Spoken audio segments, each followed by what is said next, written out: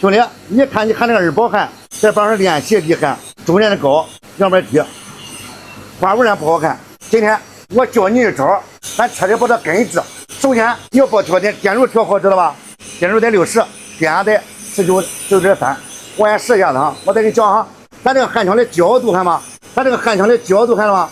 上下70度到80度之间，不要倾斜45度，也不要这样了，你这样了往下坠了。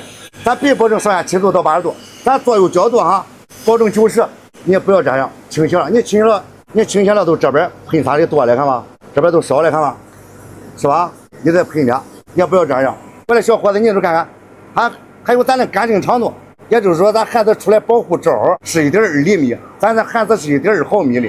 还有个奔发，咱的保护罩，打个比方说是2厘米，你出来1厘米，你要这么长了，它会出现气孔了。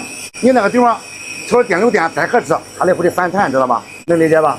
焊接当中电流电合适，咱就采用锯齿形，知道吧？或者电稍有点大，咱都不调了，咱采用反月牙，这都缓解了。中间这块2边停，温度散开了，能明白吗？接下来我给你操作这样。